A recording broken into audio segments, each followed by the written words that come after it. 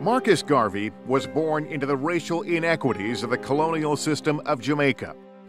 He decided to fight for change when he read the autobiography of Booker T. Washington, an educator whose message was self-reliance and self-help through education and economics. All of those things actually make sense to Garvey in Jamaica. They make sense to a Garvey who's wrestling with the effects of colonialism, racial self-hatred and self-loathing that the colonial system imposed upon black people in Jamaica. In 1914, while in Jamaica, Garvey organized the Universal Negro Improvement Association, the UNIA, to build up racial pride and develop educational and economic opportunities for blacks. He had these high aspirations for building this universal, this worldwide organization to empower people of African descent. 2 years later, Garvey came to the United States and established the UNIA in New York City's Harlem.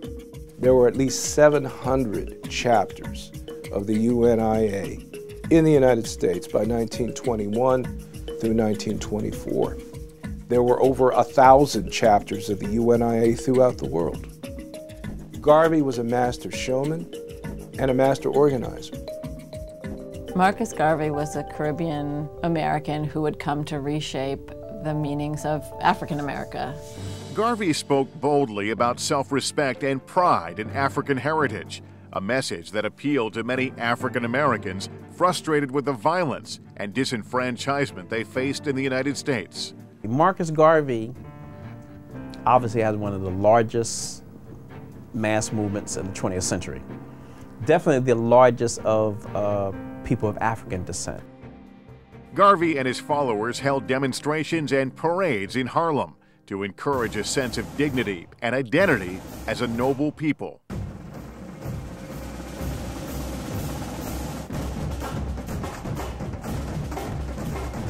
Garvey would have these huge parades and he would dress up, and part of that pomp and circumstance was saying, we are a people and we are a coherent people, and then to be a coherent people means that we have rights and we can create a nation.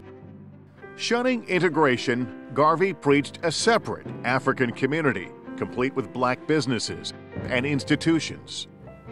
Garvey encouraged the development of black entrepreneurship through the Negro Factories Corporation, which was modeled after Booker T. Washington's National Negro Business League.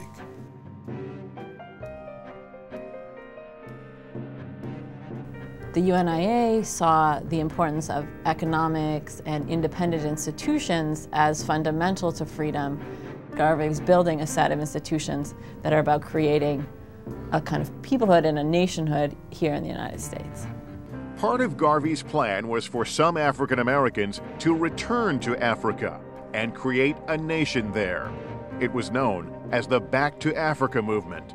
Marcus Garvey electrifies much of the African American population throughout the cities of the United States with his Back to Africa movement. Race, men and women unite, Garvey would say. We are mistreated here, we're going back to Africa. Rise up, ye mighty race. Garvey started a steamship line called the Black Star Line for trade with Africa and the Caribbean, and as transportation for people returning to Africa. The business failed and brought trouble for Garvey. In 1923, Garvey was arrested for mail fraud because of the sale of the stock of the Black Star steamship line through the U.S. Postal Service.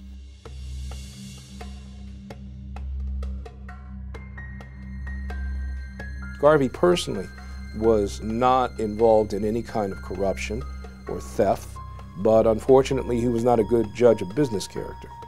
Marcus Garvey was convicted and sentenced to serve time in a federal penitentiary. President Calvin Coolidge later commuted his sentence, and Garvey was deported from the United States in 1927. He returned to Jamaica as a hero. Garvey understood that building a black protest movement of black pride, of black ownership in business and self-respect was also a cultural endeavor. And there was a sense of community and cultural identity and an affirmation of African heritage. All of these were part of the UNIA. And it was an extraordinary spiritual and cultural movement. Marcus Garvey's ideas inspired future black nationalist movements like Nation of Islam, Student Nonviolent Coordinating Committee, and the Black Panthers.